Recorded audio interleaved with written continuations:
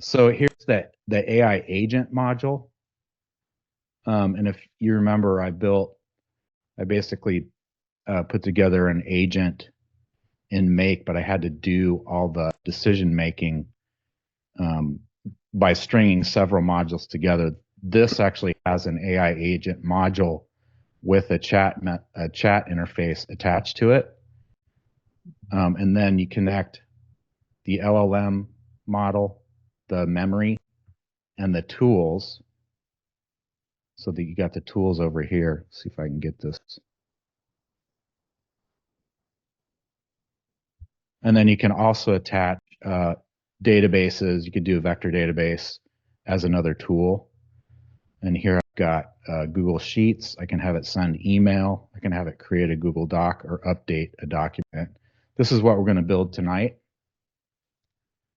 And then, so just to cover what I covered last time and the time before that, the structure of an AI agent, we have the user interface, which would be like a text interface, a voice interface. So like you could have a chat front end. Like last time we put Telegram on as a front end in an agent. This time we're just going to use the built-in chat interface with n8n. So they actually give you a chat interface that's attached to the agent so you can test it. You got the large language model that you attach to it. And that is, let's see. So here I've got the large language model. That's the LLM piece. The state machine, which is the memory piece, and then you have all the tools. So here's the memory piece. We're not going to do the knowledge base. We can do this next time. We can add pinecone to it. But to simulate that, we can actually attach a Google Sheet, which we did last time, and look up inventory figures like we did last time. So this is how we'll simulate the knowledge base tonight. And then next time I'll add a knowledge base to it and we can play with that.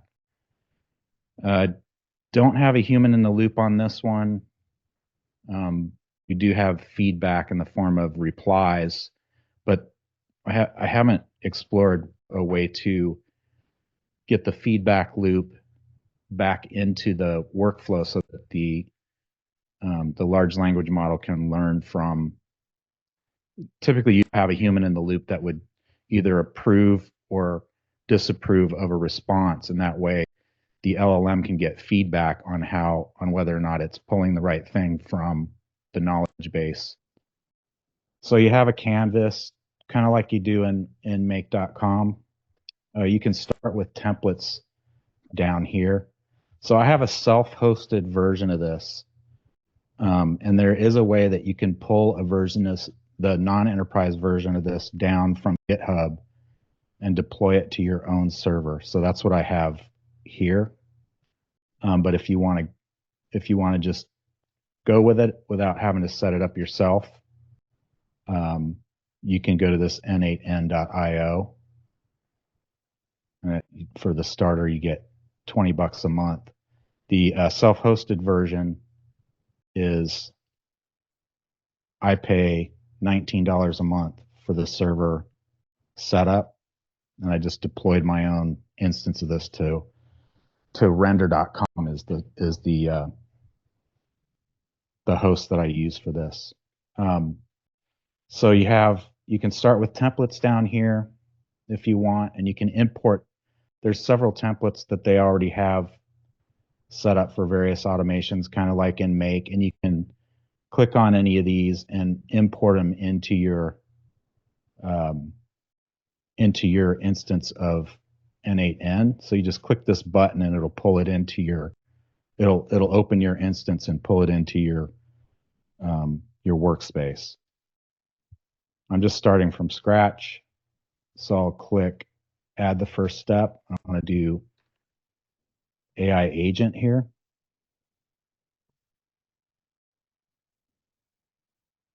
So this is a tools agent.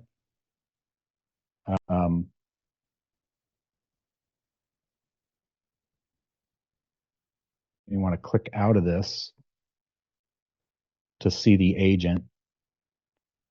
And then you can add your chat model here by clicking here. I'm going to go OpenAI.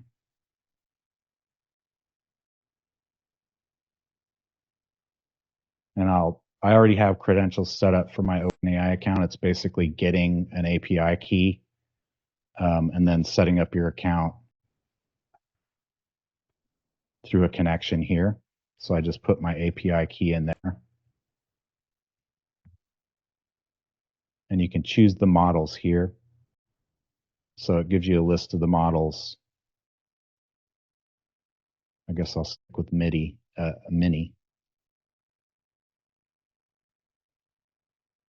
Then you want to add memory. I'll show you how this, let's see if I can chat with it right now.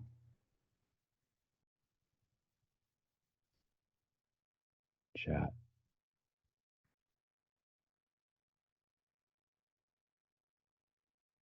So it did respond, and you can look at the execution over here. So this is the input and the output. Now, if I say my name is Chris down here, then it responds, nice to meet you. But if I say, what is my name? It doesn't know my name because it doesn't have any memory. So it doesn't remember what I told it.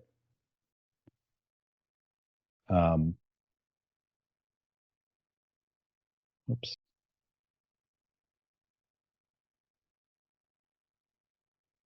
So I can add memory here.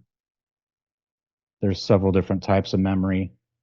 The easiest is the window buffer memory, which is basically it's a chat session.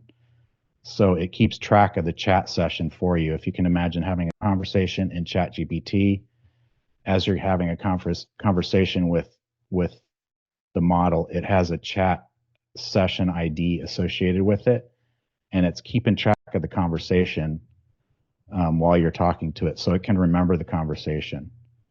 I'm going to add this, and you can set the context window length, which means this is currently set to 5. It's going to remember the 5 last messages, so I could set this to something like 30, and it'll keep a rolling context window of 30 messages. Where did the JSON come from? That was that came with the module, with the memory buffer module. It sets that. So that's actually the session ID that it uses to keep track of the conversation. So now, if I have a chat with it, see, I'll start over.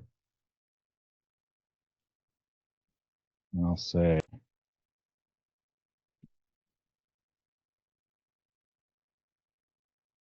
so now I can say, what's my name? Now it remembers my name.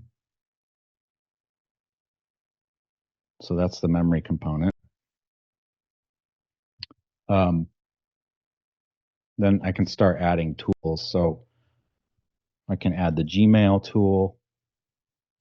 And I already set up my Google credentials for Gmail. This is kind of a pain to set up because you have to go through the Google API setup for each one of these Google modules. So I can set up, let's see, I want to do expression here. I'm actually going to pull the recipient, the email recipient from the conversation.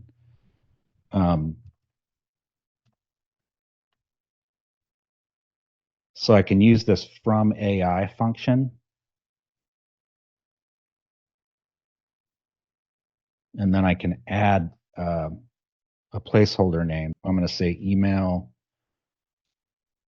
recipient ID, an address. Let's call it email recipient address.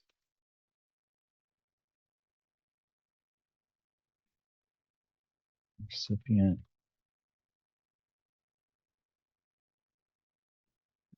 I'm trying to pick pick a name that the LLM obviously knows what it is. So it's going to know to pull the recipient email address from the conversation and put it in the to field.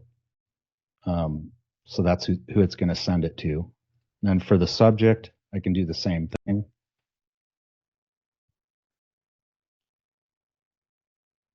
I'm going to pull that from the conversation. I'm going to call it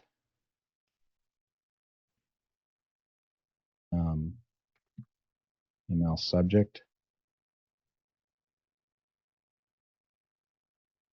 And then message, I'm going to do the same thing.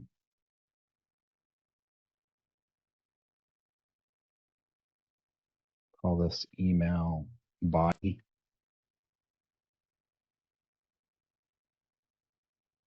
So in all of these, you're taking it from the AI session or the chat session and the Yeah, from the chat session. So I'll tell the agent, hey, you have access to a Gmail tool, so you can send email, and you're going to want to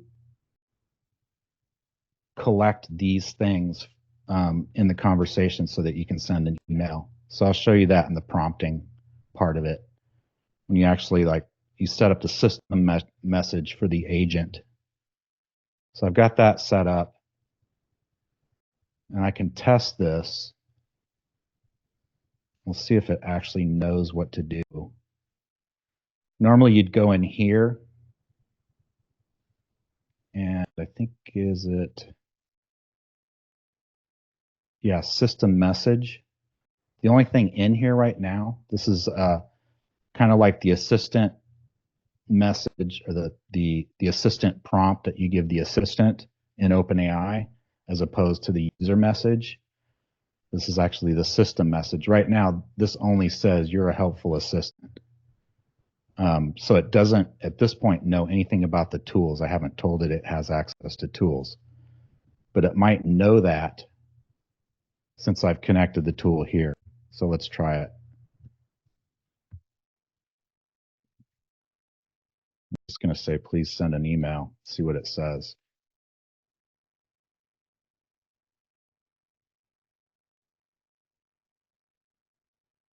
So it knows what it needs. So I can say, one, subject is test email, and the body is hello there. And you can see it up here. It actually did run the tool. So it came in here. Usually it'll run depending on what it needs to do first, it'll either call the tool first or go look at the tool and then run through the LLM, or it'll check its memory, just depending on depends on which order it needs to do it in. But it actually did send an email, and I believe it sent it to me. Let's see. Yeah, so it was from me, and it sent this email, and the subject was test email, so it did work. Let's see. So we can add a Google Sheet. That's super cool, man. So I already have my Google Sheet thing set up.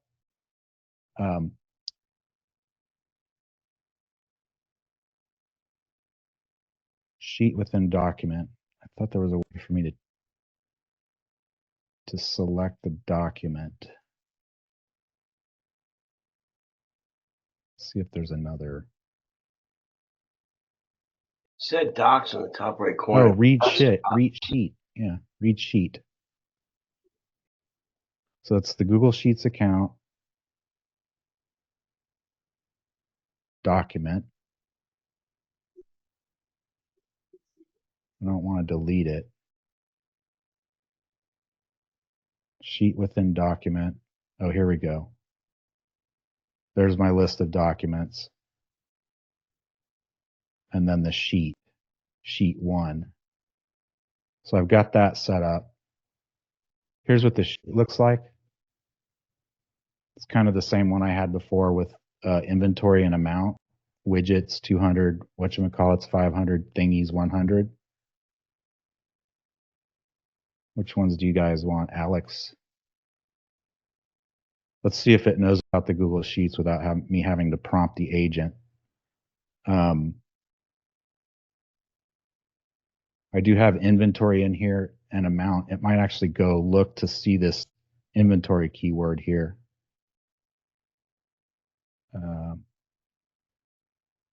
Whoops. Let me chat with it again.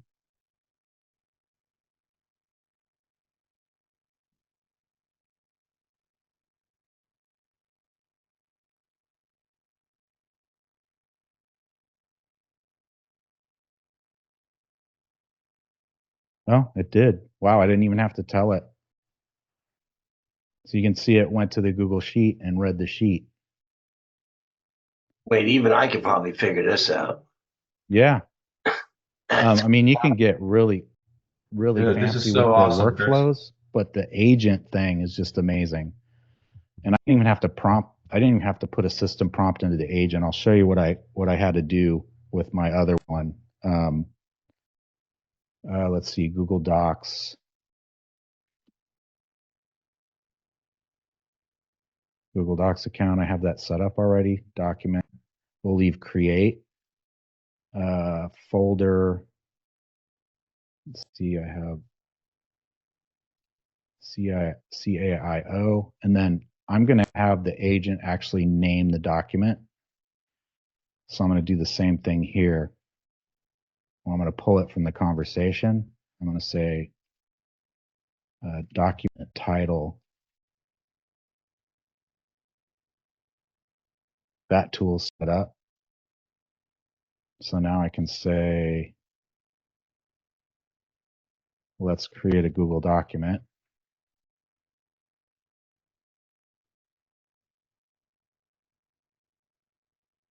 Oh, it knew the title too. Let's call it AI agents.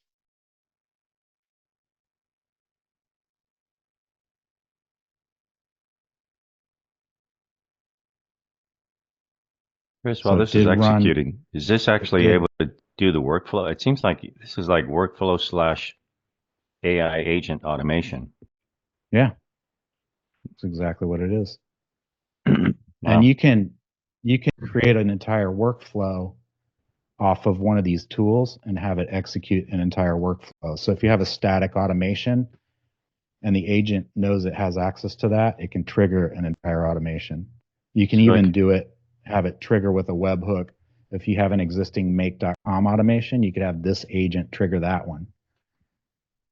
So let me show you. We'll look in here.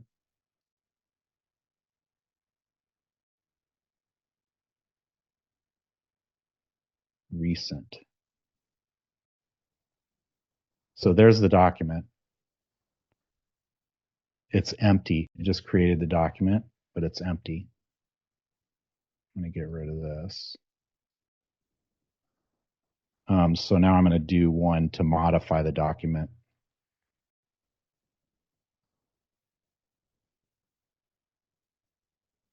Google Docs, document, update. Now the doc ID, I'm going to have to tell the agent to save the document ID when it creates it. It's going to have to create it in memory, and it's going to have to refer to that doc ID when it modifies it. So we'll call this document ID.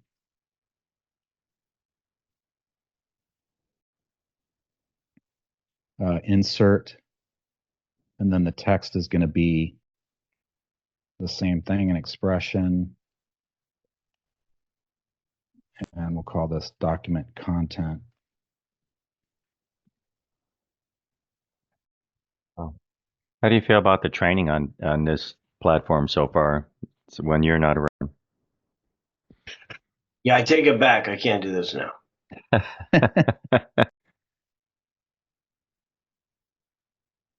Okay, so I'm going to go ahead and rename these because the I want the agent to know what the tool is. I mean, it already knows because it says update document, but so that I can keep track of it as well, I'm going to say update doc.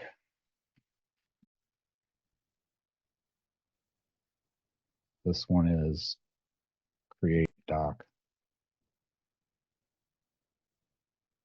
This one is read Google Sheet. This one is send email. So I'm going to let me try to update the document we just created. Update this document. Let's see, update the document you just created and add the content. This is content. Could you not ask it to grab the inventory numbers and put that in there too? Yeah, I could try that. So it updated the document. Let's see if it did the right one. Oh, there it is. I was going to go through this whole thing to show you how you need to do a system prompt, but I guess we don't need to. It's one smart agent. So let's see. Let's do thingies.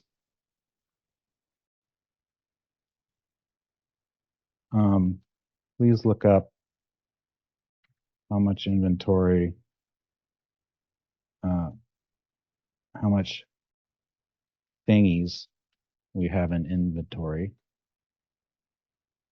and update the document with those figures, or with that figure.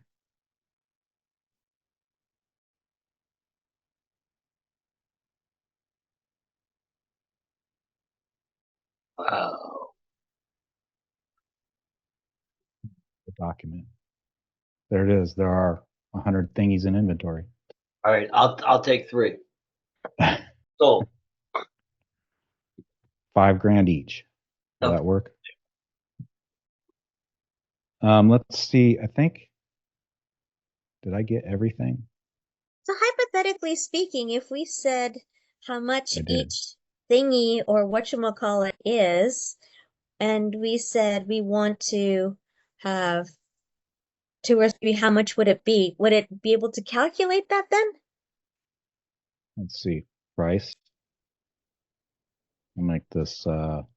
We'll make them each. Well, we'll make this $11 and this Hey, can you $12. make it do it that right there instead of doing that right now manually? Can you ask it to do that? Oh yeah. Let's update the price of widgets. But what parameters is it using to do that?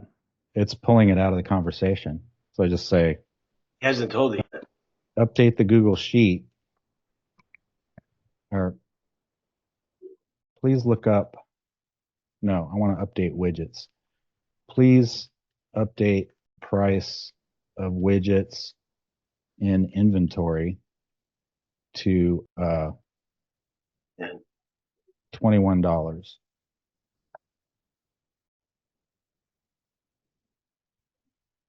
It didn't do it. So that's where a system prompt is needed. You may have to tell it row and column. Or column. It doesn't. Let me try it a different way. Is it because it's only a read document? Please look up. Oh, you're right. It is. You're right. Yeah, it's read only. That's the problem. That's what Therese is here for. She missed the easy thing. Yeah, thanks, Therese.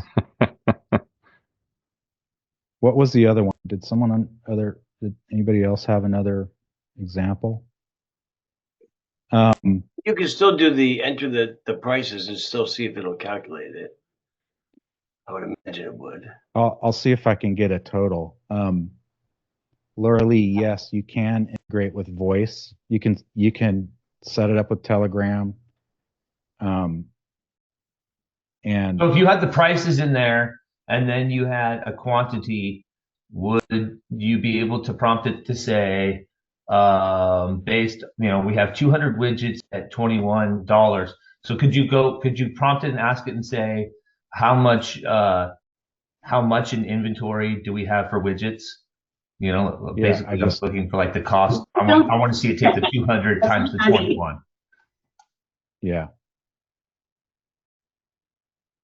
What's the total cost of widgets in inventory?